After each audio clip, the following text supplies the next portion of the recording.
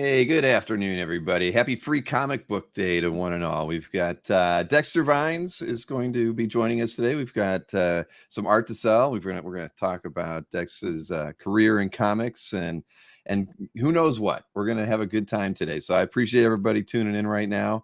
And of course, if you're not a subscriber on the channel, you know what to do. Hit the thumbs up and also subscribe to the channel. If you love comic art, you love hanging out with collectors and artists and learning more about the hobby of original art collecting, this is the channel to do it at. So without further ado, let me bring in the gentleman of the hour, Dexter Vines. Hello, everybody. How you doing, Dex? Good, good. Just came in, like I said, it's Free Comic Book Day. I just came in from signing at Infinite Realities here in Atlanta. So Boogie right here. It came right here to set up and, part two of the day. I was just getting a little nervous, but I knew that you were busy this morning. So that how was Free Comic Book Day today? It was great. I mean, great turnout. People, kids. One of the few times you see kids at the comic shop is usually Free Comic Book Day. So I was just doing some free sketches. So yeah, it was good times. Good times. Awesome. I did not get out yet. I was hoping to go, but I think I'm going to miss this Free Comic Book Day, unfortunately. Yeah, this is my first one I've done in probably 6-7 years, probably. Oh yeah. So yeah. But you got an invite to this one, though, right? I did. Were there any other comic creators at the shop? Yeah, that was the Marcus and Greg, the Tuskegee Airs guys were there. Yeah. And then Mark Brooks popped in at the last minute and started signing a little bit. So yeah, it was a good turnout. Definitely a good turnout. That's awesome. Yeah, Free Comic Book Day has definitely helped raise awareness for comics and get people back into comic shops. Definitely. I wish they would do more in the movies to cross promote the comics. I'm like, you got this free billboard, just a little something at the beginning or the end. Hey, go to the comic shop. All this stuff that you're enjoying in the theater is based off, these cool comics. Go check out your local comic store or hand out, some free comics at the movie theater, something. It just seems like they're missing an opportunity for some cross promotion there. Yeah, I wanted to ask you about the movies. I mean, you've obviously worked for both Marvel and DC. I mean, what's your impression of what the movies have done for comics? And it sounds like they could be doing a lot more, in your opinion. I mean, it's a good and bad. It's almost like, I'll give you an example. When I'm at a comic book convention and somebody asks me to, sketch a certain character. And I remember back before the movies popped off, you just, Google that character and a drawing of that character or the comic book come up. Now, the actor or the movie is the first thing that pops up now. So it's interesting how, how things have changed like that. But no, it's a good thing. I just wish they would utilize, advertising comics more with the movies. It's almost like they treat comics as this totally side, thing. So instead of just, the two or one almost. Yeah, you think they would work a little bit better together, right? I mean, they're essentially entertainment companies to begin with, making movies, right. But, I mean, all this stuff is based on some comics. It's like, hey, let's try to get some people into the comic shops, But I digress.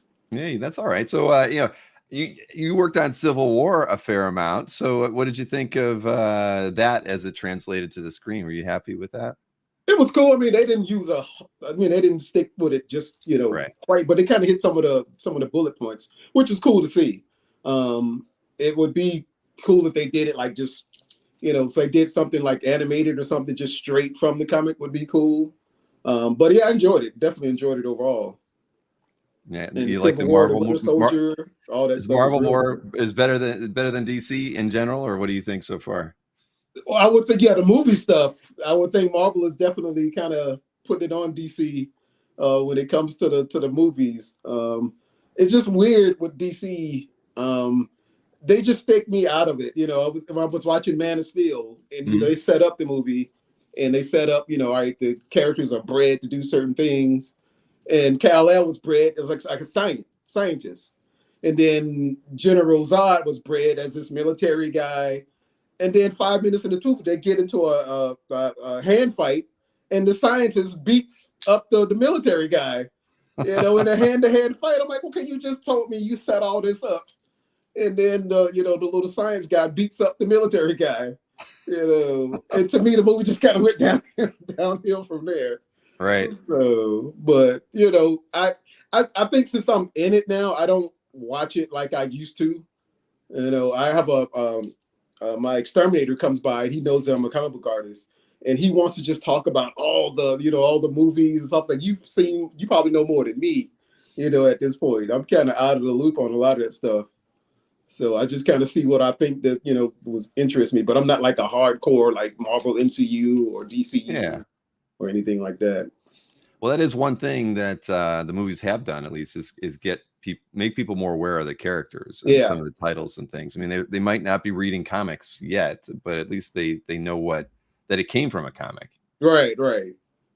So conversion isn't happening at the rate that we would all like, I'm sure. Right. I mean, it used to blow my mind when I heard back in the day comics used to sell millions. And I was like, oh my God, if we could get back to that, you know, that would be awesome. Oh, heck yeah. The royalties would be a whole lot better. Definitely. Definitely. So. Well, yeah, Kaiser mentions that James Gunn might save the DCU. You never know. It's possible. Yeah, we'll see. We'll see. I am going to see Guardians of the Galaxy tomorrow, though. Okay, cool. Yeah, I definitely want to check that out. So it looks good. I enjoyed the first two. I did too. They were right there after Civil War. I think was always my favorites. It's from the Marvel side of things, but or the first Iron Man, I guess. Yeah. Had good stories and got me sucked into that stuff. But one of the things I wanted to talk to you about was, the fact that, I know you've worked a ton with McGinnis and McNiven. I mean, and when you're inking an artist, I mean, do you have like certain pencilers whose style you kind of, just gel better with than others? Or do you kind of feel like you can just jump in and work with anybody? I mean, I do feel like I can jump in and work with anybody, but those guys in particular, their stuff is so much fun. And also Linnell Yu, I'll share real quick. I'm sitting here playing around in my spare time. I'll just grab random things I see penciled and I'll just grab them. And later on, I'll just, when I have a chance, I'll ink them. So this is a piece I'm inking now currently just for fun. Oh, wow.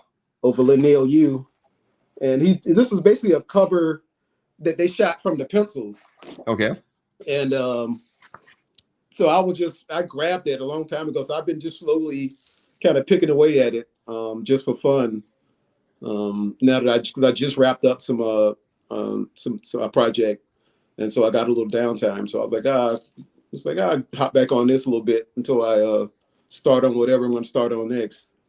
Have you inked Lionel before? I have. We worked on Wolverine back in the 90s. And then we did some X-Men stuff. And we were actually kind of a team. And then I decided to jump ship and go to CrossGen. CrossGen that's right. Comics for a year. I remember that. I actually owned a page. At that point, we kind of separated at that point when I was at CrossGen. Darn it. Yeah, I do remember. I can't remember what issues I had, but I had like 2 or 3 pages from some X-Men work that Lionel had penciled and you had inked. Yeah. So yeah, good stuff. I hope we can hook up again one of these days. We actually did a Buffy the Vampire Slayer story years ago. Also, like the story of the very first Vampire Slayer. Mm-hmm. It's like a little 6-page story in Africa. Really cool. But yeah, we worked on and off. But yeah, we haven't worked together in years now. But so that's why just now we're gonna work together whether we do it officially or not. So I mean, do you do that often? Like when you have the downtime, do you try to just work on pieces maybe with somebody you haven't worked with in a while or somebody you haven't worked with at all? I'm always grabbing stuff. So when I'm just just surfing in general, if I see something cool, I'll just grab it. I was like, oh, that looks cool. And then later, when I have time, I'll start just kind of flipping through my little archives of things I've just kind of grabbed, like, oh, that looks cool. Let's print that out and go to town on that. So I do that all the time. So yeah, this is my current one of those. So well, that's cool. So obviously, like the piece you just showed, that was a blue line printout, and we have a few pieces for sale that are blue line printouts. How do you feel about inking over blue lines versus inking on pencils? I definitely prefer the pencils. It's something about the pencils that just has an extra oomph to it that the blue lines don't. But Blue Line has become such a common thing now, especially if you work with somebody. I work with somebody in a different country. You know, Right. it just makes things more convenient. I remember back when, speaking of Lanil, when I worked with Lanil lives in the Philippines. Right. And he would send over the pages, and it would take a couple of days. And then I would ink them. Then this was, back then, I'll ink them and then pack them up and then send them up to Marvel. And now it's like, yeah, they send me a digital file. I have a printer, just print it out. I can go right to work. As soon as I print it, I can scan it, upload it. So things definitely, can move faster now because of it. Better for the workflow, right? Definitely. So I remember, days of, the days of running to FedEx, trying to get there before they close, or crazy. Or if you really been in the business for a while, we have what we call Delta Dash. Like if you missed that last FedEx drop, which usually here in Atlanta is about 10 o'clock. So if you missed that one, then if you still had to get it out, then you could take it to Delta Dash, which is basically you take it to Delta at the airport around 6 a.m. and they'll put it on a plane and deliver it for you. It'll cost you about $100. But if you got to get it there the same day, Delta Dash definitely bailed me out a couple of times back in the day. Did the publishers cover the Delta Dash? No, that came out your pocket. If you had to go Delta Dash, you just had to eat that one. It's on you if you've got a Delta Dash. Yeah. That was just one of them things. Like at least I know it's there. It's going to get there that day. So yeah, Delta Dash was just you just had to eat it. Well, that's too bad. I mean, do they obviously you have to print out the blue lines? I mean, did they provide printers at all, or is that still? Yeah, well, they provide the paper. So yeah. Well, I guess that's something. Yeah. So it works out. It's a little give and take. So since you're between projects, what were you last working on? I just wrapped up Marvel, Avengers Omega, and then I worked on what I just wrapped up like Thursday was it was an independent book for Skybound called King Kills Queen. And they did a Kickstarter for that, but I'm not sure. I just really kind of came in and helped them out on the end of that project. So I just started putting out fillers for people. Actually, I just lined up a nice gig for Marvel, but that won't start until July. So I'll see what I can find between now and then. Mm-hmm. So interesting. So I mean, so you're between jobs, so you don't have anything going on until July. So yeah, that's the freelance life. Either I have a lot of work or no work. It's just kind of how it goes. So yeah, so I start emailing, editors like, hey, I'm available. So that's why I got the gig that starts in July. Right. But yeah, and so it's like, all right, let's find something else. But I'm doing conventions and doing the art sale. So as an artist, you always like constantly hustling. You just always, trying to do something to promote yourself, or it's just like I say, either have a lot of work or no work. It's kind of how it feast or famine. So when you're doing the the inking on a project, how involved do like the writer and the penciler involve you and in the story and that sort of thing? I mean, how much of that do you get when you get the the blue lines or the pencil pages to ink? I mean, how up to date with that current story and what their goals are with the project? Are you involved? It depends. I can get involved as much as I want to, but usually I'm just so into my own world. I'm just like, give me the pencils, let me ink and do my thing. So I generally, I can get the script and read, especially if I need, is there something going on? I was like, let me make sure I'm reading this right, kind of a deal. Mm-hmm. But generally I'm kind of just, give me the artwork, let's make some cool looking art, which is what got me into comics was the artwork, and if, when I started reading comics and it's like, it was a great story, that was kind of a bonus. I was like, oh man, that was really good too. To go along with this cool art that made me actually pick the book up. Sure. And, sure. Now you then realize, start getting the characters and then writers and, the whole thing. I definitely, once I've realized people make a living, drawing comics, I was like, oh, that sounds like something I'd like to do, so, and, just started looking into it and went from there. Well, how did you get your break? And what was the thing that kind of tipped you into the business? Luckily, when I went to my first comic book convention, I met Brian Stelfreeze, and asked him every question under the sun. And if anybody's ever met Brian, they know Brian is like teacher, Professor Brian. And so he was like, "Yeah, do this, this, and this." Actually, I had just started inking with a brush, and he was doing a commission, and he whips out a brush, and just totally blows my mind away. And so I talked to him. Luckily, he had just started a comic book studio in Atlanta, and he was more than happy to give me his number. I could talk to him, come by the studio, and that's where it started. And from there, it took probably 5-6 years from that point. I met Joe Phillips, who was a former member of that studio. Yeah. I started doing a bunch of samples over Joe's stuff. And then eventually, after Joe thought, a couple of years, inking Joe samples, he eventually introduced me to Kevin Dooley at DC. And that's how I got my first job, which was a Green Lantern, ink 6 pages in the back of a Green Lantern annual. So that was fun. Actually, still my last day job, kind of regular job, was working at Capital City, which was Diamond's competition back in the day. Right. So I actually got this, I worked in the warehouse, so I actually got to, pull my very first book out of the box off the truck. So that was fun. And that's when I know it's like, I think I know what I want to do. This is it.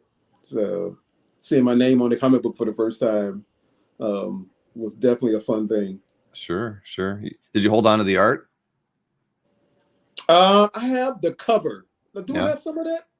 It's been so long now. This was like 94, 95. So I may have one of those pages in there somewhere. So, but yeah, definitely Joe Phillips definitely opened the door, and I just kind of never left from that point on. So what was it like going into the studio? I mean, were you there regularly, or? No, I didn't. I would just go because I always felt like I was bothering those guys. So I would just kind of, here and there. Luckily, Joe was a little bit more, Joe was like, "Come on, hang out." And, so I really got to see what a working artist, especially working comic book artists, is day to day.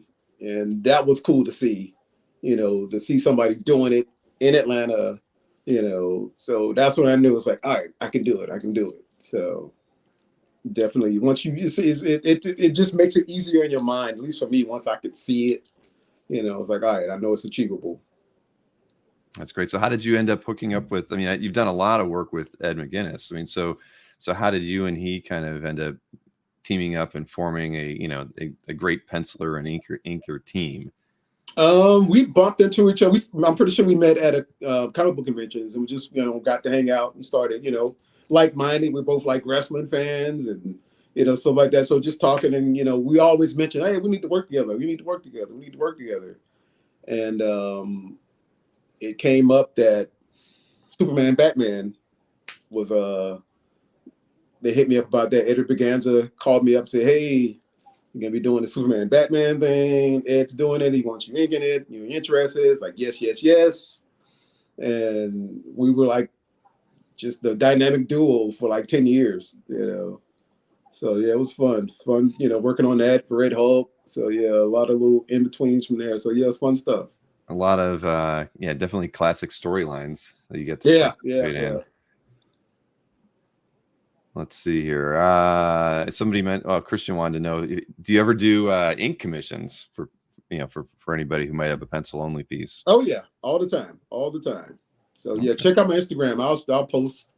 Actually, I just inked the Ed McGuinness Hulk commission a couple of months ago, and so that's posted on there. So yeah, I do a lot of just instant message me or DM me on Instagram, and so yeah, people hit me up all the time for ink commissions. There you go, Christian. Question answered. Well, that's awesome. And Nick Perucci just stopped in to say you're one of the nicest Nick. And most talented people in the business. Thank you, Nick. I appreciate it. I'm sure Nick's busy with Free Comic Book Day one way or another today. Yeah. So we did have Joe Phillips on almost a month and a half, 2 months ago. That was a lot of fun with him. I'd never actually spoken with him before, but he was so he had a lot of great things to say about that time at the studio. Oh yeah, before he kind of moved on from there. But yeah, I could see how he would be, just a good person to kind of chat with. I'm sure he was very open and didn't hold anything back. He'd pretty much give you any pointers, tips, or his thoughts about the business. That's pretty cool. Yeah. I remember one night when I first met him, he lived in an apartment, and then he eventually got this nice big house in the northern suburb of Atlanta. And us being artists, we were like vampires. We worked all night, slept all day. And in Joe's house, in this big house in this nice new neighborhood, at nighttime, all these cars would just show up at night, at Joe's house, and then disappear in the daytime. So I guess after a couple of months of that, the neighbors, I guess, got nervous, like, what's going on over there? So we were sitting there working, doing our thing. There's a ring at the doorbell, which is totally common at Joe's house. There's always people coming to Joe's house. Opens up the door, there's a couple of DEA agents there. And they was like, we had a call from some of the neighbors. They were concerned about the heavy traffic here at nighttime. And just basically inquiring what's going on in here. And Joe was like, we're just artists, come on in. Invited them in. They kind of looked around. It's like, okay, they're just drawing and painting and doing stuff like that. Right. And when they left, I thought to myself, I was like, Joe, this house is probably surrounded by like SWAT and stuff at like that that. moment. And I was like, it's weird that two cops. I was like, I don't think two cops would come here at nighttime by themselves, knock on your door. Like, we probably the house is surrounded. We just didn't know it. Like, ready to kick in windows, all kind of stuff. Right. So, yeah, they were getting like stand down. Everybody stand down, back off. It's just just a bunch of comic book artists once again. It's just comics. So, well, we got to get a kick out of that. I'm like, you need to go introduce yourself to the neighbors, Joe. Yeah, that's isn't that for sure? Sorry, I might turn my radio off there. Yeah, well, that's he's asleep all day. He never had the chance to tell him, who he introduced himself, let him know who he was. That's great. Well, he didn't relay that one. But hey, before I want to make sure we mention it. I mean, one thing with Joe was, he was helped out by the Hero Initiative. You had an issue at one point too, where you needed some assistance from them as well, right? I don't. Yeah. Right before the pandemic kind of jumped off, I was diagnosed with cancer and was, going through that battle. So yeah, Heroes Initiative stepped in and helped me take care of mortgage for a few months. It was awesome. I mean, going through cancer was stressful enough. So just to know that, they were taking care of that part, and, I can just concentrate on, the cancer craziness was definitely a huge help, big release. I tell, Jim, anytime you guys need anything, just let me know, because I appreciate it. Definitely, took a load off my mind going through that. How are you doing today? Doing pretty good overall. I'm in remission now, thankfully. So yeah, definitely on the road. Wow. So that was recent then, just before the pandemic. That's yeah. This was going on. Yeah, 2020 was rough. In 2021. So yeah. So just starting to, get back to normal. It seems like a little bit.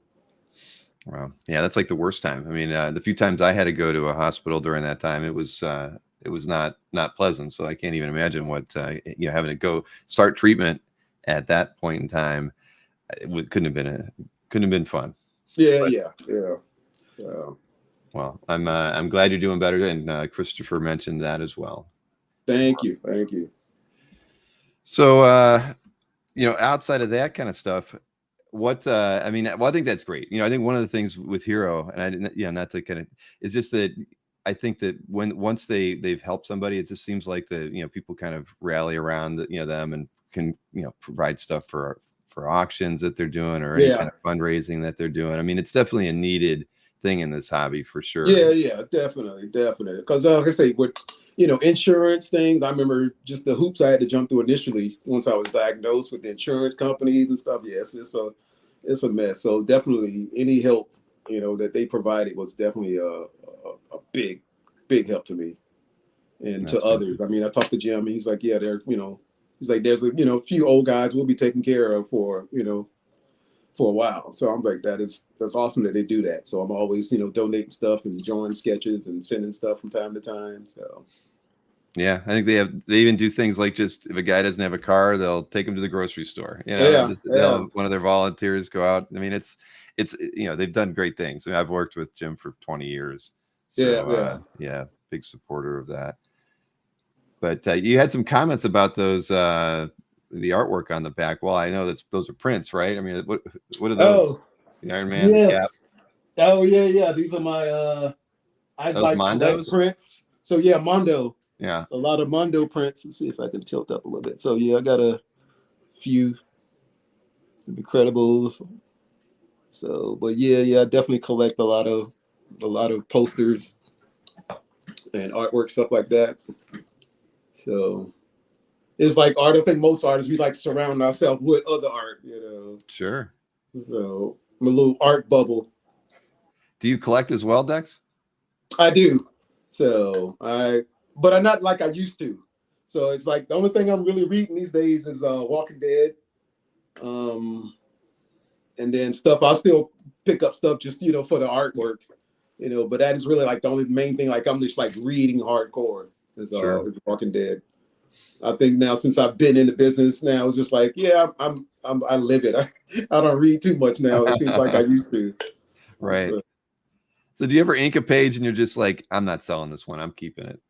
Yeah, I got a few of those. I got some stuff, framed and hanging up here and there in the house. So, but yeah. And I definitely want to collect more. Once the finances get back right, definitely want to some other artists I want to get some pieces from. Sure. So, there's I'll show you a Michael Golden cover I have here, Nightwing. Oh, sweet. That I got frames to hang it back up. I did a scan of it for the Michael Golden book for that they're putting out. Oh, you sent that over to because IDW's doing one, right? Yeah. So that, and I got a nom page that I got from Michael years ago. So, but yeah, big Michael Golden fan also. So. Well, the non-pages are pretty hard to get a hold of. So yeah, they are. He had another one. I wish I would have bought both of them. And I bought one, and I was like, oh, if I see him next time and he's got it, I'll get it. And sure enough, I came back the next show, it was gone. So I was just like, well, I was like, well, at least I got the one. So. Man, do you, when you look at that stuff, do you study other inkers? I mean, yeah. That's part of the reason why I got that pick, because I wanted a page that was inked by John Beatty, and I love John's work. Good friend of mine, great inker. So yeah, I look at like Mark Farmer, Carl Story, Tim Townsend. I study Scott Williams. Study. I used to look at those guys and just look at the lines and look at what they're doing, trying to imitate what they're doing. Definitely. I have like a little stack of, I think most artists, we have like a little stack of reference, that I'll kind of flip through just to kind of, get into that, see some good art to get me motivated, to try to do something good myself.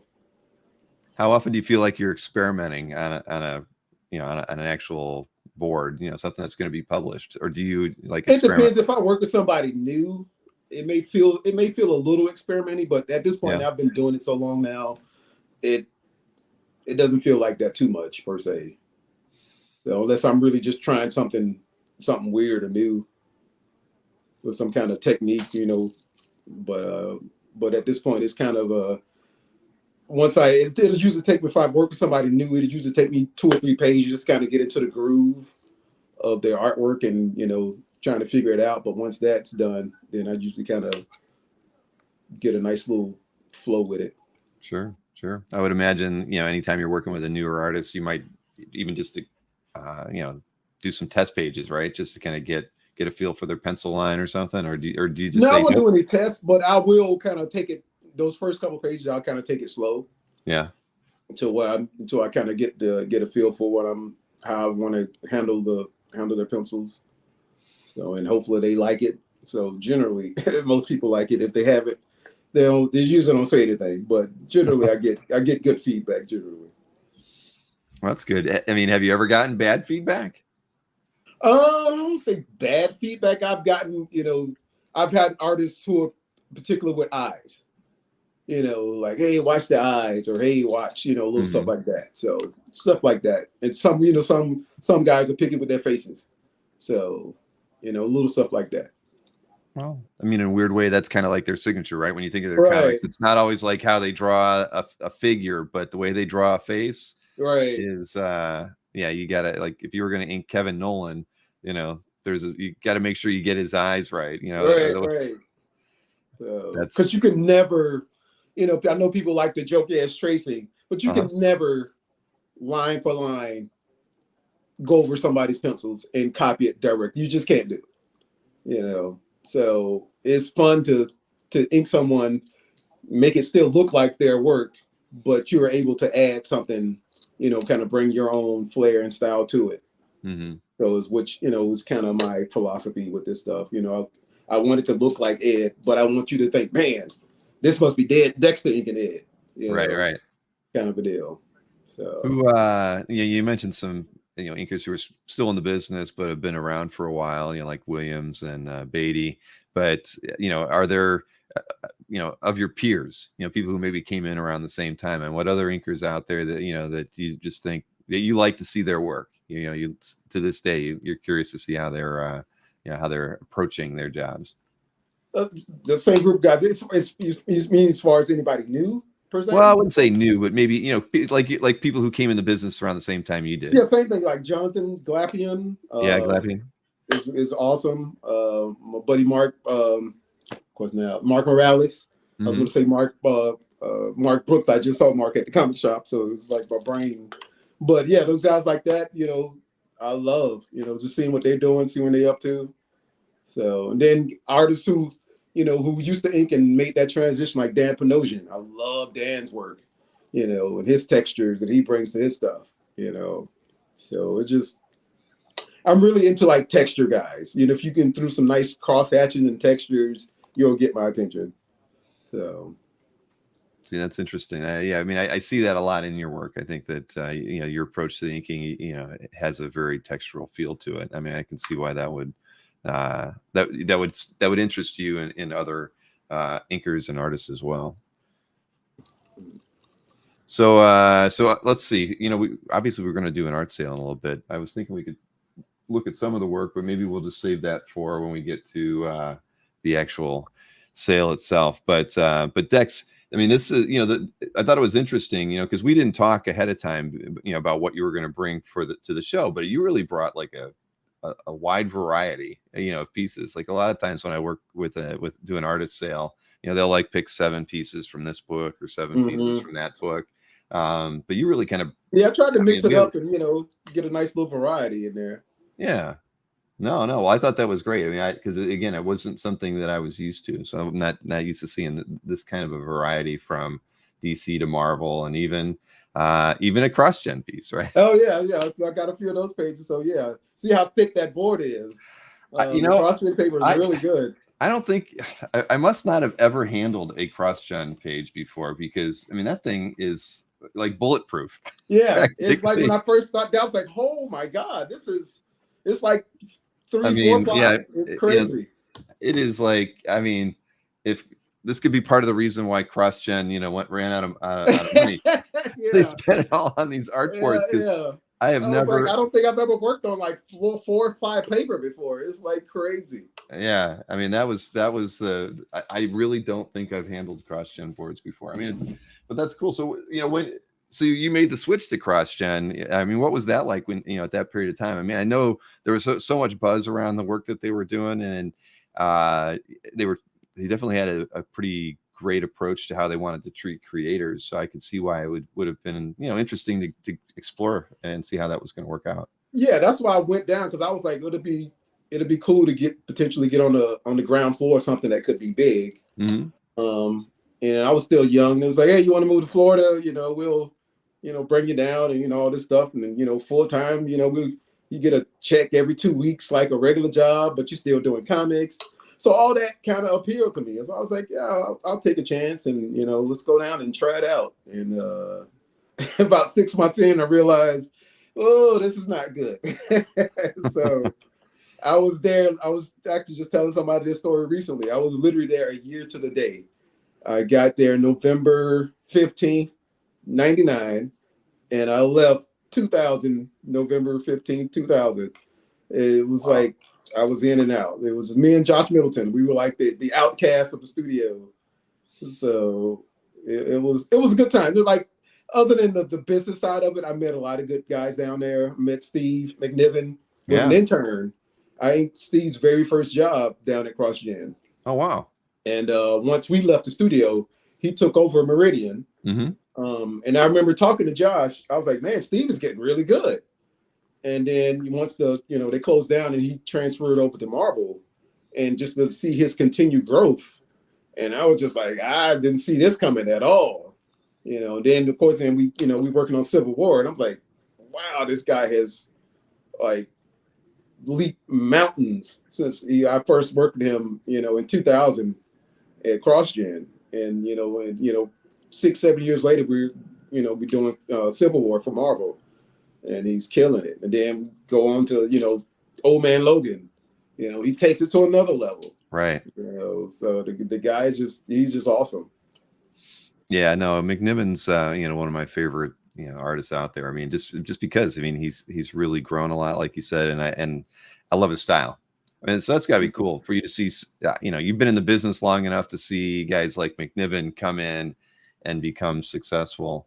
I don't know. That's got to be cool. I was talking with another artist who'd been in the business, and they kind of expressed the same thing. It's really great to be able to see people who either came in with you or came in after you, and watching them become successful. I mean, it's a fraternity of sorts, those of you who've been in the trenches and and done works on comics.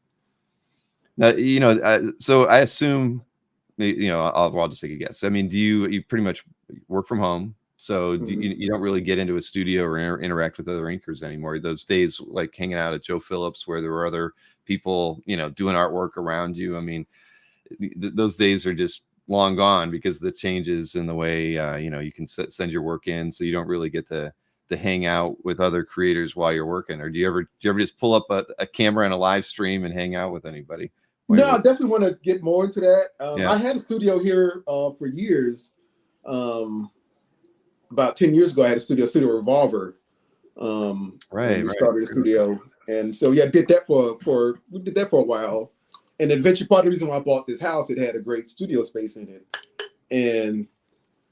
But after 3 years, after I had the house, and then our lease was up at the studio, I was like, well, this is a good point to, kind of jump off and actually utilize this room that I bought the house for. Right. So I kind of moved out the studio and then been working home since then. So yeah, it's cool. Plus, I can put all my crap everywhere, and I'm not fighting with guys like, I like it how one guy likes it cold, one guy likes it not so cold. So definitely that's great things with the studio, and then there's great things, about working on your own. So I wouldn't mind, probably at some point, might want to get back in the studio. Yeah. So we'll tell me a bit about Revolver then. I mean, how did that come about? Was it just something me and my buddy Tom Feaster, we were just like, hey, let's and George's Jeanty, we were just like, hey, let's start a studio. And if you're familiar with Atlanta, there's a place here called the Ford Factory Lofts, and there's basically an old railroad cotton mill or something back in the day, and they turned it into apartments. And our first studio, we had one of those loft apartments. And then we eventually, as we added more members to the studio, we transitioned over to an office space. And then we moved to a couple of different locations. Studio got bigger, people came, people left. So yeah, it was a fun experience. So I did that for almost 10 years, close to 10 years with the studio. And then been working home since then. No, that's cool. But it's cool to see, look over people's shoulders and see what they're working on. That's always fun. No, well, it's kind of like what you got with Joe and Brian early on. Then you kind of did the same thing. All right. Yeah. Yeah, that's awesome. Was Actually never met Jeanty, but I love his work. I mean, obviously you've inked a lot of his stuff too. I mean, what's it like working with him? Yeah, yo, awesome. Me and George just kind of came up. We met actually through Dave Johnson.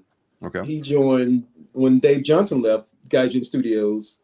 He started his own little studio called Kudzu Tech. And George's, I forget where he met George's. And when I went up to visit Dave one time is when I first met George's. George's had just started doing some stuff for DC. He had done some independent stuff before then. And we met and hit it off. And, we worked on and off also since then. So we just recently worked on some Mandalorian stuff. We worked on Buffy for years. So we actually got a project we're going to be starting on. That's the project going to be starting on in July is with George's. Oh, sweet. So it should be fun. So I'm actually got some pages here. I got a finished Spotting the Blacks on for Mandalorian that I got sitting here on the table. So. Oh, very nice. So, but yeah, just running through these real quick. And so then me and George's will sit down and divvy up the pages. And then we'll go from there. Well, I know we have some Star Wars fans in the audience. Is Jeff Wedding? He said he just met George's at the amazing Vegas Con last weekend. Oh, okay, cool. Yeah. He told me he went out there. I definitely want to try to go to that show next year. Yeah, excuse to go to Vegas is always good. So absolutely. Yeah, but Jeff's a big Star Wars fan, so that's probably he's definitely interested in any of the Mandalorian work. Okay, cool. Yeah, that'll be going up soon. So that's cool. Yeah, I think I linked to you have a big cartel site, right? Yeah, big cartel site. Yeah. I think I put that in the description, but if I didn't, I'll make sure I add it. I put in like some socials. I know that, but okay, cool. But yeah, because you sell artwork through there. You've used that for a while, that platform, right? Yeah. I've been on Big Cartel for a couple of years now. Yeah. So yeah, I got supplies. I hit up Amazon's like, let's get supplies. Let's make this thing. Let's make this thing real. So yeah. Sweet. So working on something on a Star Wars project. Had you worked on anything for Star Wars prior to this current or the Jeanty work that you're doing right now? Or trying to think. No, I think this was it. No, I did. Me and Mark Brooks, we worked on Han Solo years ago project for Marvel. So yeah, I think that was my very first Star Wars type stuff was the Solo stuff. So do any extra pressure working on a project like that, or it's all just the same? No, the only pressure is because we have to wait on approval from LucasArts. Mm-hmm. So they tend to mess up the deadlines because we're waiting to hear back from somebody to say, all right, yes, you can, I like that face or whatever the approvals that needs to go on at LucasArts. So that's the main thing is just, trying to make the deadline while also dealing with the setbacks from waiting for approvals from LucasArts. Right. I mean, don't they have to look over the art too before you? Yeah, that's the thing. Yeah, because if we didn't, the stuff would go by pretty smoothly. Because George is he's a pretty relatively fast artist. I mean, like he can knock out a page a day. But yeah, a lot of that is like hurry up and wait. And then we got to wait for the suits to approve the pages, and then we can get going. So, but other than that, it goes pretty good. Is that, I mean, have you ever had anything come back where they wanted you to change a face or something like that? Or, No, generally they'll usually catch it in the pencil stage, but yeah, there was a few things that we had to do that after I had already inked it. But luckily I went into Photoshop. It's pretty small fix. Sure. Which was, I was like, you're going to catch that? I was like, there's a good chance a word balloon is going to be covering this little thing that they want us to fix. But I'm like, whatever, we'll take care of it. So, well, that's cool though. I mean, in a weird way, I mean, at least they care that much, right? Yeah, true. That is true. They want to make sure their IP stays perfect. But yeah, I can see how that. And plus, I think because this was Mandalorian, so they can easily see. It's like, I can look at it and compare it to the to this panel, right? Which I think is what they did, So Sweet. That's fun.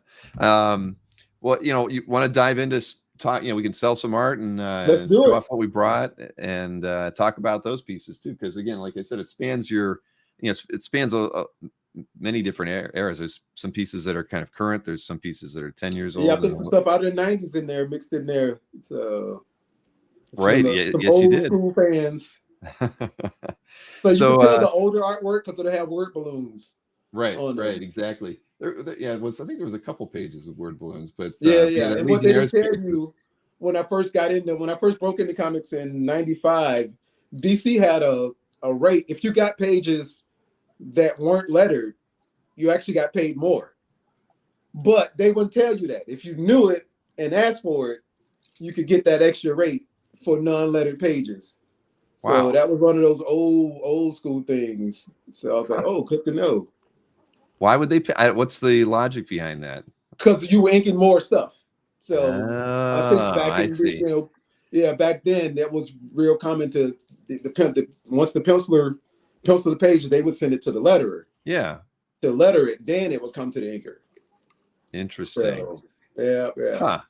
But sometimes they would skip that. It would come to the inker first and letter. So, but if you knew to invoice for unlettered pages, I think it was on like an extra 15, $20 a page. But I was like, I'll take it.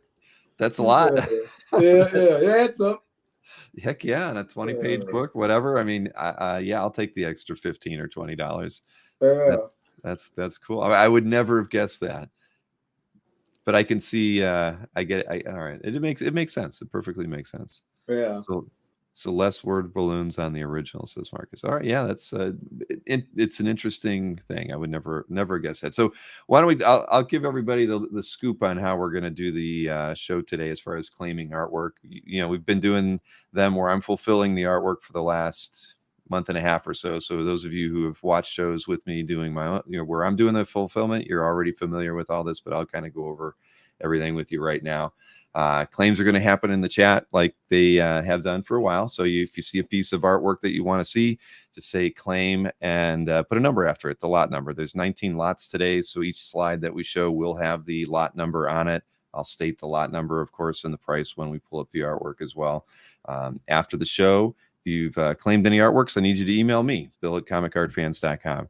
And when you do that, please include both your mailing address, a list of the pieces you've claimed. I'll be writing down the names as well, but it always helps to have you agree which pieces you think you claimed.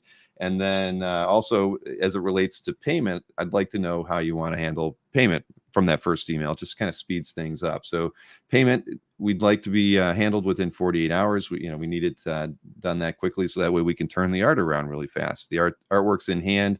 That way I can, if you pay me within 48 hours, it'll be in your hands probably by next Friday, which is great. If you're going to pay with a credit card through PayPal, there is a 4% U.S. Service fee or a 5.5% international fee. That includes Canada, everybody. International does charge that extra bit as well.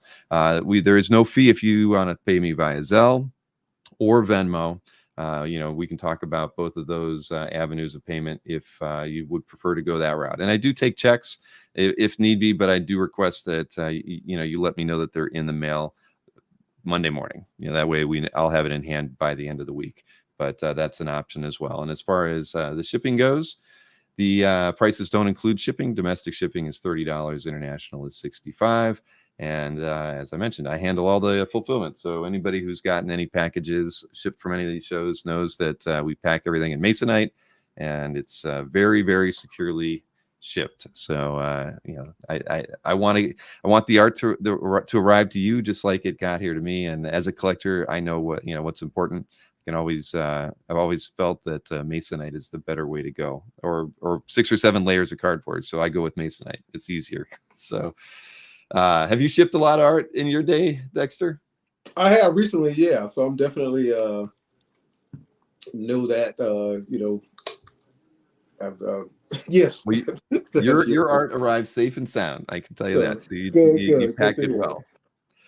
So yeah, so let's just dive right into this. And then, when we do this, we can talk a bit about the projects as well. So, because in some cases we do have a few pages from a certain title, and like we're going to be starting off, lots 1 and 2 are from the Terrifics from issue 14, and actually page 1 and then a DPS is in lot 2. So, and these were blue line pieces from Joe Bennett. So I'll go ahead and show the first lot here, which is lot number 1. And this is page 1 from Terrifics 14, lot 1, priced at $300. Lots of fun, of course. I mean, who doesn't like to draw? I mean, well, I can't draw something like this, but I mean, when you get a page like this, it's just got to be fun, right? I mean, you got the whole team coming in, lots of activity. To me, this is a fun looking page. I love Joe's Plastic Man. I had so much fun inking him. Was that, had you ever done anything with Plastic Man before? No, I think this is the first time I ever worked with him. So, and Joe really leaned into like his expressions and, his crazy wackiness. I loved it. Well, this is so on this piece. I mean, like we mentioned, it is on blue line. So you printed it out after you got the pencils and stuff from Joe. Had you worked with Bennett before? No, this is my first time working with Joe on this Terrifics project. Well, you definitely compliment the pencil work there. I see in the chat, or I guess you must have shipped something to Aranga because he said your shipping is awesome. So, thanks. And a regular in our chat, Winter Powell says, Dex is a Falcons fan, so love you even more now. Rise up. Oh man. But yeah, no, this is fun. Cool. I used to throw in a couple prints too when people buy stuff, so I definitely appreciate people's business. So. Oh, that's cool. That's always a good thing, especially when they're buying direct from you. That put something a little extra. I just throw stickers in mine of different stuff, but I think it's fun. I always, whenever I get something from an artist or even from another collector, it's always interesting when they slide something else in there that I didn't ask for that I get. So y'all always get thank yous from people like, oh, thanks for the prints. So yeah, it's always good. All right. Well, this page is still out there. Let's go ahead and show lot number 2. And of course, as everybody knows, anything that hasn't sold, I kind of recap it after we're done showing all the pieces, so you see which pieces didn't sell. And so let's go ahead and show lot number 2. This is a DPS from same issue. This is the next 2 pages, pages 2 and 3 from issue 14. Another blue lined piece. This one's priced at $600. And again, this. I don't know. To me, this would be daunting. You have to draw all those trees in the background. Oh yeah. But nothing. But that's fun. I feel like that stuff is kind of like my Bob Ross one, a little happy little tree, or just kind of. So yeah, stuff like that is real fun. And he has great energy with his figures and stuff like that. So this is fun stuff. Sure, and when I look at this. I mean, I can see, how you're kind of working towards, following Joe's pencil work, as you would want to. But I can still, when I look at the line work, though, I can start to pick out, your touches, to the pieces as well. Mm-hmm. So that's cool. But yeah, this is a nice, as a DPS goes, this is pretty sweet. Thanks.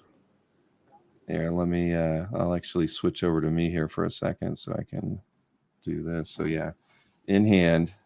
Yeah, it's impressive. Very, very nice. Thank you. Had you done anything with the Strong family before, doing Terrifics? I think this was the first time. Yeah. That if I can call, I believe so.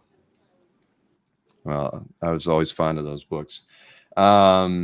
Let's see. So we'll move over to lot number 3. Show that off as well. This is a blue line piece and pencils by Ken Marion and inks by Dex, of course. This is from Hal Jordan in the Green Lantern Corps issue 19, pages 18 and 19. So really nice DPS here. And again, just kind of had you worked with Ken before this one? Me and Ken, we did a bunch of Green Lantern stuff. We did some Wonder Woman issues. But yeah, we had like this little area here. We kind of we had like a year where we worked on a lot of little books together. So yeah, it was fun stuff. Yeah, this is nice. I didn't really get a chance to look at this one beforehand, but yeah,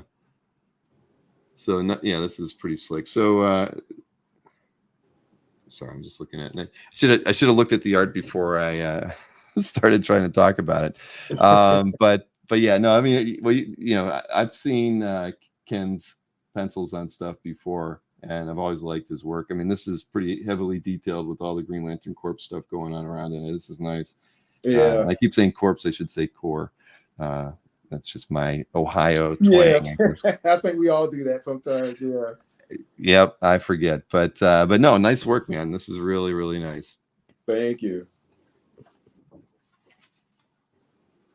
All right, let's go ahead and show lot number 4 here. So these are pencils with inks on top of pencils. This is from Spider-Verse Team Up. This is from issue 3, and this is page 8 from that. And it's got Dave Williams pencils and your inks, Dex. I mean, Yes. So this stuff was fun. I mean, this is one. Yeah, of my, yeah. you know, I had even a great time on this project. So just all the different now, especially after movies went into the Spider-Verse. So this was a fun project. Oh, and all the different Spider-Mans. And this one got claimed by Mr. Nick Brucci. All right, Nick. Yeah, Nick, this is a nice one, Nick. I have to say, when I saw this one, it was. I mean, I do like, you know, Spider-Man, but I love all the crosshatch work you did in this one, Dex. I mean, it's that last panel. I mean, without having to. I mean, on just as I was kind of curious about that last panel too. I mean, you chose not to put the border on the panel. Is that is that your choice, and you felt the cross hatching just kind of held the image and everything together? It was probably indicated by David, likely, and I just kind of just ran with it from there. At least I'm pretty sure that's what happened, but I don't remember. It's been so long now, but I'm pretty sure that's probably how it went down. Well, nice pickup, Nick. This you're going to be happy with this one. Thanks, Nick. And I just shipped RT, Nick. I could have slipped it in with that. We can't combine on shipping with that one, Nick. But thank you very much for that. I appreciate it. As does Dex. All right, let's take a look at lot number 5, also from Spider-Verse Team Up. This is from issue 2, page 8 again, with Dave Williams pencils on this one.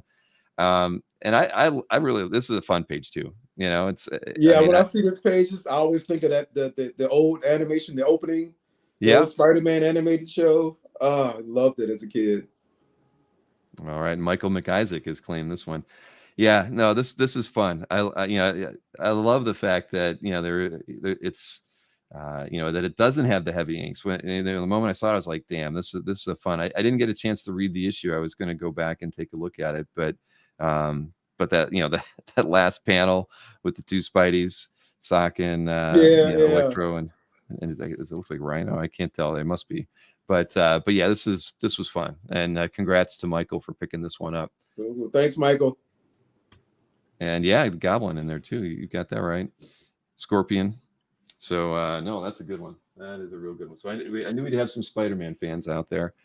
Let's take a look at lot number 6 now. We've got a Weapon X page. This is one with George's.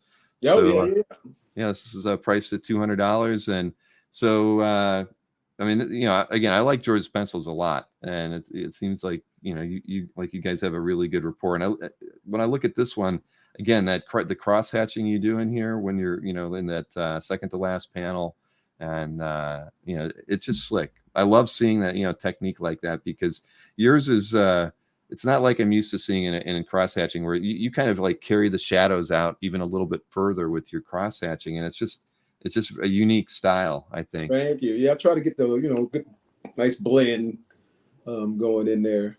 So, and when you do stuff like this, I'm kind of curious, as an inker, do you do do you use straight edges a lot, or do you do everything freehand? It depends. Anything with a brush, like Sabretooth there in the suit, he's pretty much all brush.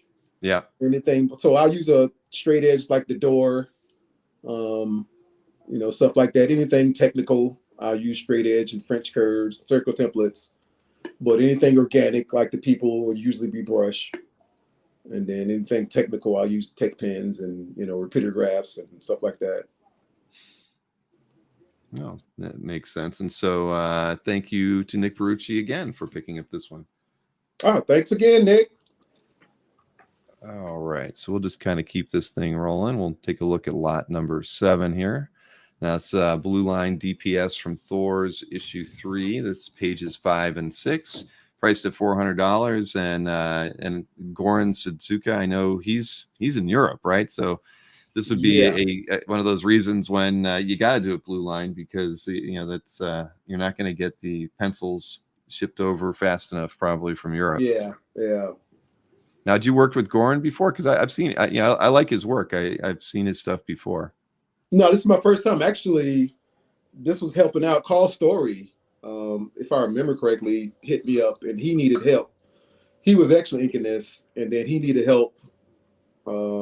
So he hit me up, and I came in and then inked a nice chunk of this over Goran. So I think I maybe inked half the issue, maybe something. I forget now. It's been a minute.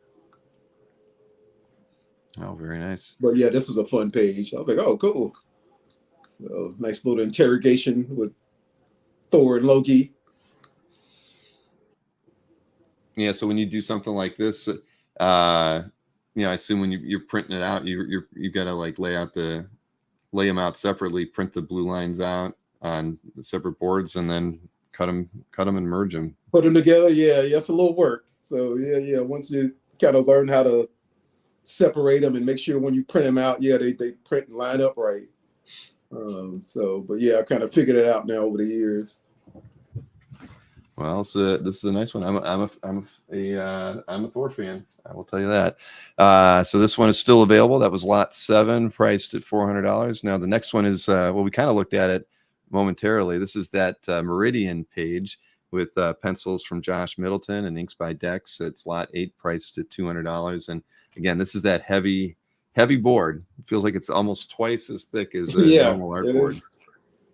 It is crazy how thick that CrossGen, because I was like, it was hard to even bend and try to get to it on certain pages. I remember like, wow, this stuff is so thick. Well, Eldon Mock has picked that one up ahead of Christopher Daly Graham and Nick Barucci. So thank you very much, Eldon. Thanks, Eldon. Yeah, no, that's a good one.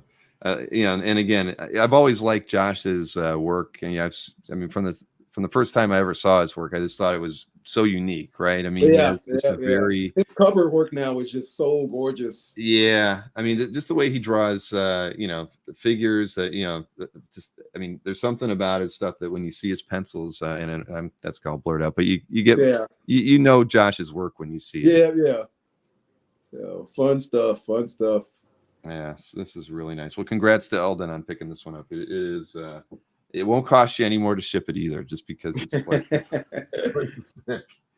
All right, let's take a look at lot number 9 next. I've got that one right here. This is priced at $200. It is a blue line piece for pencils by Miguel Mendonca and inks by Dex. It's from JLA 26, page 6. You got Black Canary and you got Batman on this one. And it's a very nice page, man. Had you and this is another one, I'm curious if you'd worked with Miguel before.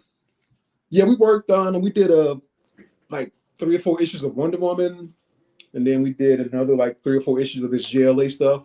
So that was another year. It was like another year, like we were kind of like a team for like a year, and then me and Ken were like a team for like a year. So it was weird, kind of these DC artists I was kind of working with. But yeah, I love Miguel's stuff. Yeah, this is slick. I actually did go in and I read this issue just to kind of get a feel for it, because I couldn't tell who the villains were and whatnot on this. But the story was pretty good on this one too. And congrats to Winter Powell for picking this one up. Thank you. And it's actually kind of interesting on this one that I don't think I saw this or noticed this on the other blue line pieces, but you might have printed it out twice, because like you might have printed it and then printed it again, because you actually see on the back of the artwork. So really? Okay. You've got the blue line printed out over there, so you can actually see all of Miguel's pencils on there, which is pretty cool. Okay. Well, see, you got an extra little gift in there. This is so this is what you get to see when you're starting your work. Yeah. Slick. All right. Well, Winter Powell, thank you so much. Put that one over there. We'll go take a look at lot number 10 next. And this is with Dusty Able pencils. This is lot 10 priced at $300. It's from Power Girl Tangent, and that's from issue 1, page 18.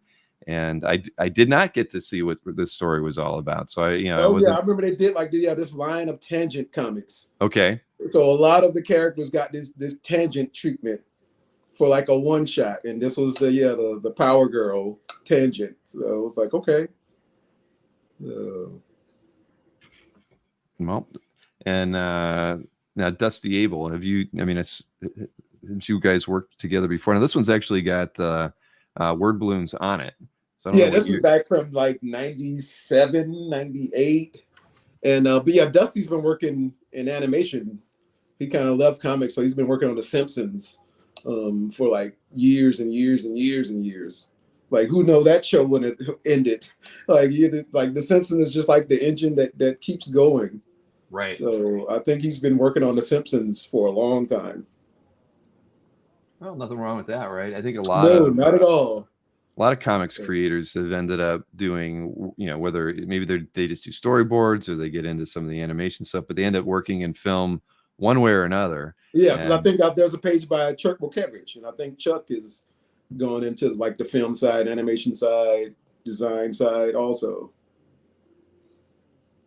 Well, I mean, it's maybe it's more steady work or something for some people, or definitely, or maybe it just fits in better with with their work schedules. And Nick, as soon as I get that image moved over to my other computer, I'll be happy to show it off. Nick's got a companion claiming artwork today. Oh, okay. Here, I'll show it off just for the heck of it. Let me see. I can share a screen here. Behind the scenes. Let's see. There we go. Let me hide this thing. Sorry. There we go. Now I can share it. There you go. So Nick's got a cat helping him. Izzy the cat is helping Nick claim his artwork today. Nothing wrong with that. Awesome. Hey, Nick, that cat doesn't have a lot of hair on it, I have to tell you. It must be a new one. Must be a very young cat. So well, there you go. Hey, everybody needs their claiming companion when at times helping make decisions here. But so this Power Girl page is still available. Oh, she keeps pushing your hand away at times. Usually that's your spouse doing that, right? Let's see here. We'll go over to the next lot, and that is lot 11. And this is with Chuck Wojciech pencils and Dex's inks. This is from Legionnaire's Annual 3, page 30, priced at $200. So this is let's see, what is it? And I knew it was a little bit older. 97. It's got a 97 stamp on the back. So this is some vintage stuff. It's got the lettering on it as well. Yeah, good old school. And not and it's the paste up lettering, so it's not like drawn on the board, but yeah, I love seeing art, from this period. There's just something about it, the quality of the 90s artwork. So this is fun. And Nick Barucci has picked this one up too. The cat approved. All right, Nick. Thank you, Mr. Barucci. But this Nick is on the old school thing today. And Chuck's name is always one that I hate to say, because every time I look at it, I want to say something other than Wojciech. But and I'm still probably saying it wrong. I think it's Wojciech, but I could be wrong. Wojciech, is that how it's pronounced? Wojciech, I believe it's Wojciech. Wojciech. Okay, well then I've been doing it wrong all along. Wojciech. That actually makes more sense though. But great last panel on that one. Yeah, I mean this whole page is really, really slick. So congrats to Nick on picking that one up. Like Alberto just said, Nick is on fire today. So let's go ahead and take a look at lot 12. And lot 12 is pencils by Marcus 2 and Dex's inks, of course. Red Robin number 7, page 21. This one's priced at $300. You got a nice half splash on this one. panel layout on this one is a lot of fun. It's a well-constructed page. I love when you have inset panels like that, just kind of cutting into a larger splash. Yeah. So this is a fun page. And let's see, stamp 2010 on the back.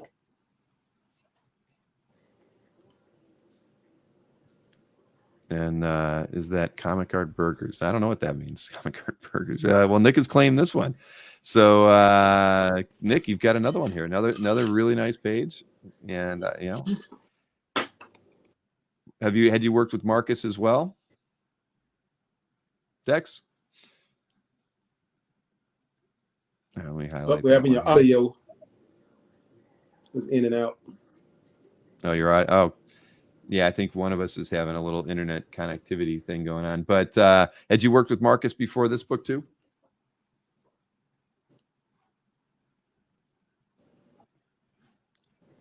Let me switch over.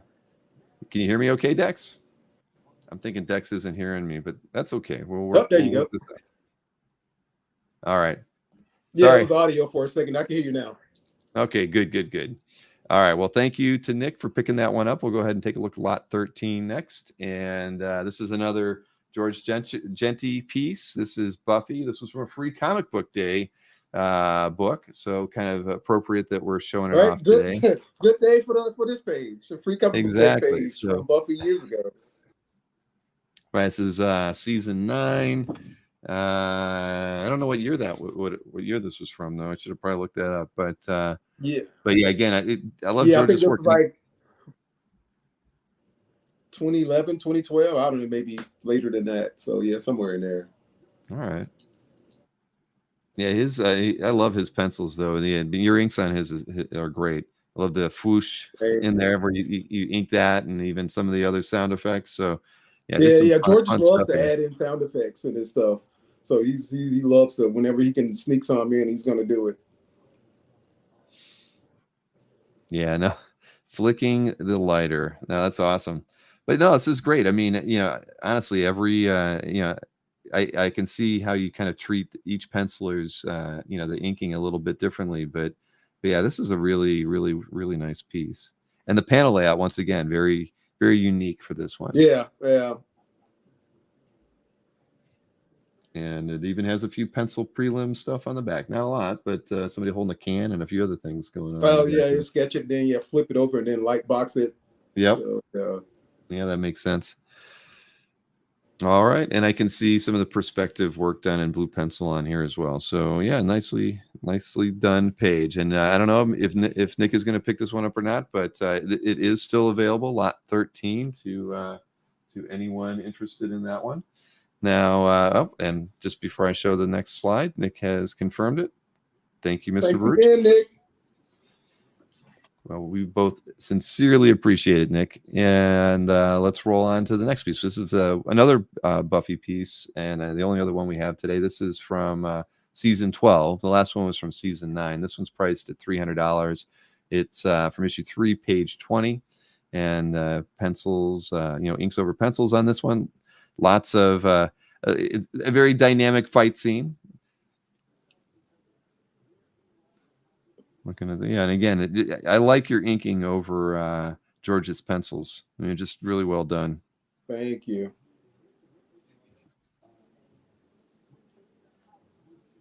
Let's see here. Yeah, no, these are slick. This is real slick. So it's funny on this one. I'm looking at it, and you can see how you kind of you've done the perspective really well. Every character that's up close, tight details, and you can see even in the first panel, the characters, the detail in the faces and whatnot just kind of gets a little bit less work put into each one to kind of show the depth there. So this is yeah. And I like the panel layout because the panels are kind of canted a bit, and that kind of adds to it gives it a little bit of a chaotic feel to it, even though because it almost looks like it's not, but it is. And then that's what really makes this page unique. Yeah, it's a fun page. And thank you, Alberto, for picking this one up. Thanks, Alberto. All right. A few more to go through here. We've got 19 total, so I've got 5 more here to look at. Let me go ahead and look at lot number 15. Now this is on Blue Line. It's from Crime Syndicate 4, page 8, and Kieran McCowan was the penciler on this page, and with Dex's inks, of course. So I'm not familiar with Crime Syndicate, Dexter. What was that story about?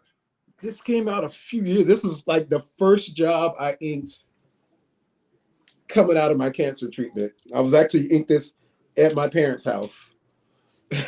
So I actually brought one of my old tables from my house back to my parents' house because they took care of me when I was going through my treatment. And actually, this is like the very first job I got back in comics. So this is a fun job. Crime Syndicate. This is basically on Earth 3, I guess, if it's DC. Earth, is it Earth 2, Earth 3? Kind of the evil, I guess, JLA, ish. So, but yeah, fun job. Fun working with Kieran. This is my first time working with him. We actually ended up working on a project. Oh. And I can tell you, we just lost Dex. He dropped right out of the chat. So we can keep rolling with these while we wait to see if Dex can come back. Oh, there he is. Yeah. Hey, Sorry. Dex. No problem, man. No problem at all. All right. Well, this one is, TJ said, it was Earth 3. Thank you, TJ.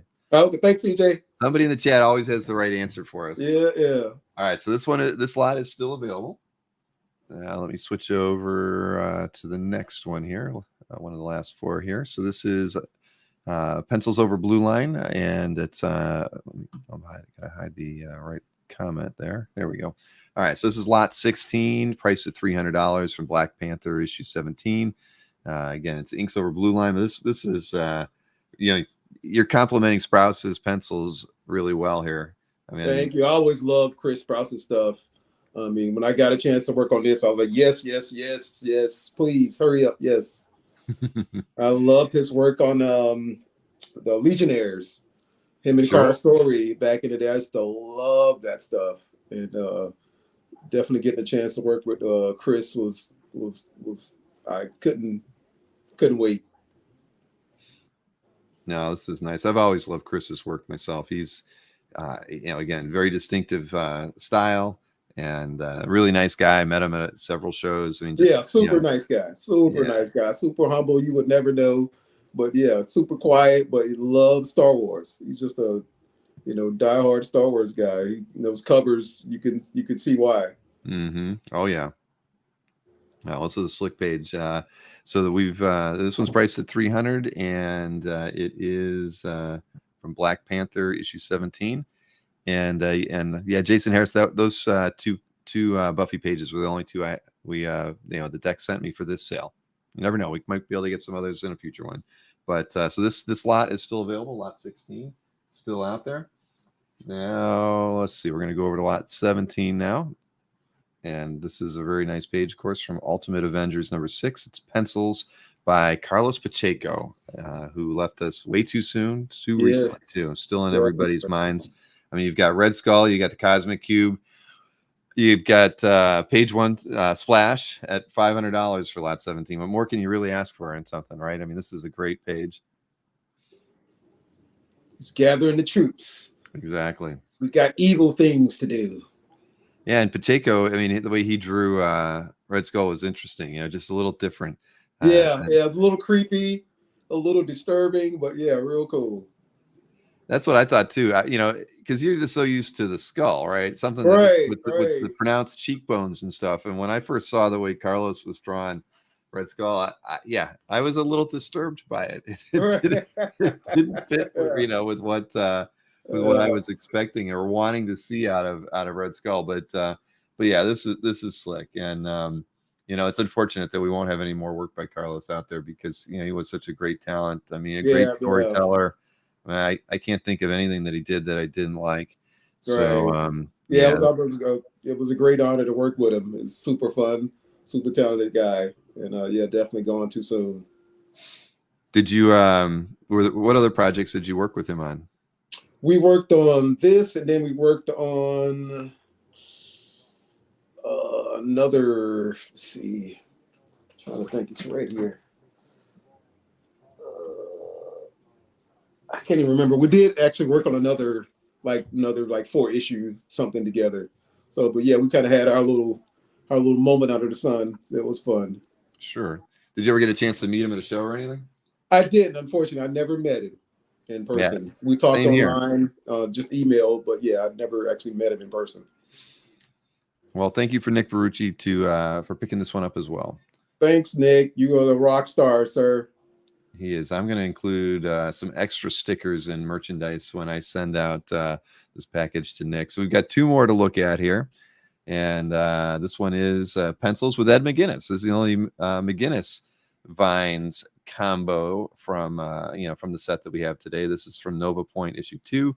It's it's actually I'm sorry, Nova Point 2 issue 1 page 7. I'm sorry. And this one's priced at $400.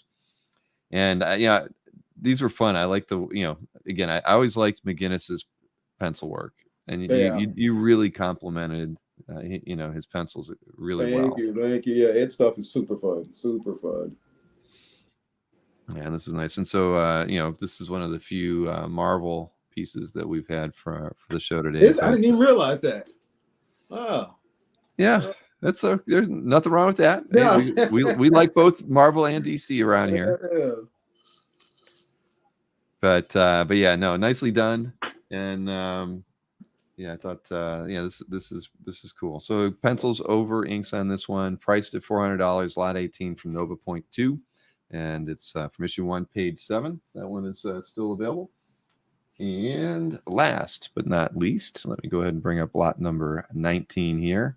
And this, even with the one all black panel, this is still a slick page. This is from Tales from the Dark Multiverse, Blackest Night issue 1. This is page 14.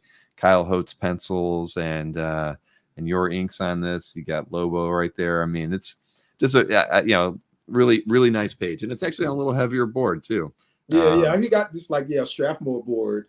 He didn't use like a DC board or anything like that. He just got his own thing. So yeah, it was fun. Well, it's like I've seen a lot of artists doing their own kind of thing with cutting up their own boards. Yeah. These days. So yeah, no, this is pretty slick. And had you worked with Kyle before? Because I've always liked Kyle's stuff. He's no, I think this is one of the few times that he worked with an inker actually. He usually inks himself, right? Yeah, he usually inks himself. So yeah, when they called me and asked me about it, I was like, sure. So, but yeah, real fun stuff. I mean, he does a great Lobo. So I mean, it was fun just for that. Yeah, I mean, Kyle's mostly known for his darker, characters, kind of Wrightson-esque, I guess, in that kind of vein. But yeah, he was born to draw a Lobo kind of character, that's for sure. I like he's using a finger to light his cigar there. All right, yeah. Only Lobo. Exactly. But no, and even in that, that last, I didn't really look at the last panel, but that's pretty slick done too. So nice page here again from Kyle Hotz pencils and Dex's inks on this one. So this one is still available as well. So it's not, Nick Verrucci is the big claimer of the day. Thank you, Nick. We all know, but I'll run through just the pages so everybody knows what's out there, because a lot of times people watch the show after the fact because they can't tune in live. It is a Saturday afternoon, and some people have to mow the lawn and do things. But we obviously we encourage anyone who's watching the show after the fact to reach out to me. To if you see a page here that I'm going to recap for you, let me know if you're interested, and I can let you know if it's still available. So I'll probably have these in hand through early part of next week. So anybody who's interested can reach out, let me know. But let me go ahead and show the pieces that are still out there.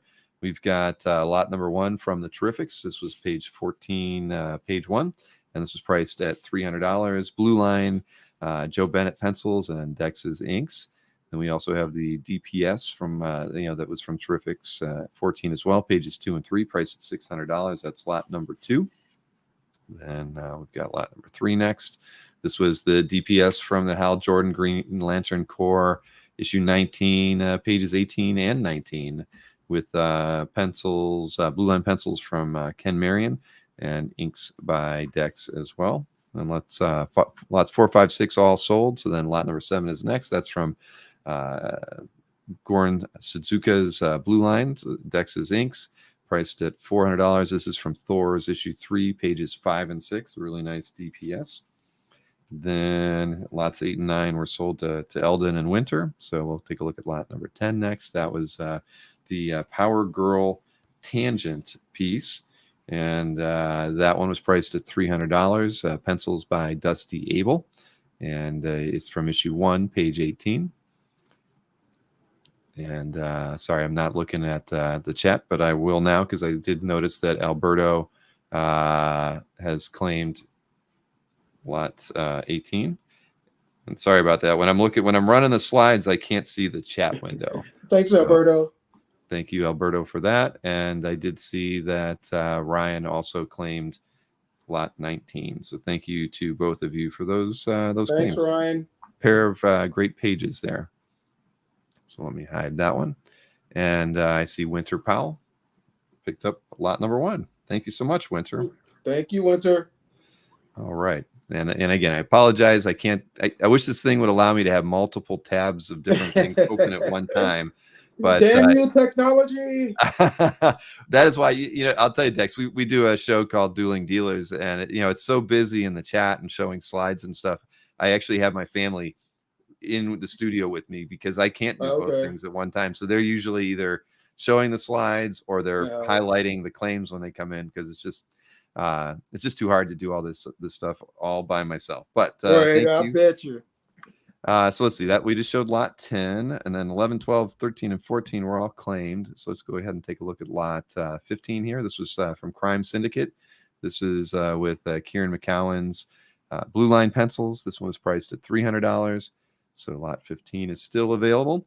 And the only other lot now that we have available is lot 16. And that was that Black Panther page with Chris Sprouse, Blue Line pencils, and Dex's inks. This one was priced at $300 from Black Panther issue 17, page 9. So no, that's it. That's all the ones that we have left that haven't been claimed. So listen, everybody, thank you so much. As you know, like I mentioned earlier, please hit me with an email if you claimed anything, and include the lot numbers if you wrote them down. Let me know which pieces you claimed, but also definitely include your mailing address from the get-go. That way I've got it. Makes it easier for me to kind of work out, the invoicing and all that stuff. But I like to have all that stuff up first. And Alberto has also just claimed the Green Lantern. So thank you, Alberto. Awesome. That's a slick page, Alberto. It really is. Congrats on that one. So then only lots 2, 7, 10, 15, and 16 are still available. But, as I mentioned, email me after the show, and we'll get you set up. I have all the art in hand, and I've got the Masonite cut. So if payments come in before Monday, I can guarantee that I will have them in the mail Monday or Tuesday. So Dex, I mean, this was good. I'm glad we got to do this. I mean, thank you. This was awesome. This is awesome. I had a fun comic field day. I went to comic you have, right? Day, and now I'm here at the house and doing this. So yeah, it's been a fun comic field day. So. From the time you got up, free comic book day over to this. So that's awesome, man. Well, I'm glad we got to do this. Jim mentioned earlier in the year that I might get to do a show with you, and I was like, that'd be cool, because you're somebody I haven't had the opportunity to hang out with and talk with before, and the thing is, I mean, I've done a lot of art sales shows, but I haven't really done. I mean, you might be the first inker only that I've worked with. I've done a lot of shows with the pencilers. So no, I think that's awesome, and I think that's why a lot of the questions, I wasn't quite sure some of the questions I was going to have, because it wasn't like I'm riding a bike, right? I mean, right. It wasn't the norm for me, but it's Plus cool. It gives a cool excuse of a bunch of different pencilers, and artists to kind of get a talk with and work about. So exactly. That's always good. Yeah, no, exactly. And Alberto, I can tell you that Joe Linsner's art arrived on Friday, and I've bagged everything up, but I do have your artwork here from that. So you won't have to pay for shipping, Alberto, when I'll just be able to put these in with the bags, because I haven't even taped them up yet. So you're good. And like Marcus just said too, and I agree, more variety of art from the inkers. That's maybe we should be pursuing doing more shows with inkers, because that's very true. You do get a lot of. Well, if you're interested, I'll mention it to some friends and send them your way. Yeah, please do, Dex. I mean, that would be fun. I mean, variety's good, but I like to mix it up as far as who we get to have on the show to chat with. But this was a lot of fun.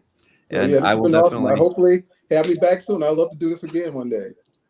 Awesome. That sounds good. Well, listen, everybody, I appreciate you joining us today. It was a lot of fun, and you've got the rest of your Saturday afternoon available. We only went an hour and a half, so we didn't take up too much of your day. But thank you for tuning in. Thanks to those who purchased artwork, and please hit me with an email Cool. after the show if you did. Thanks, Enjoy your everybody.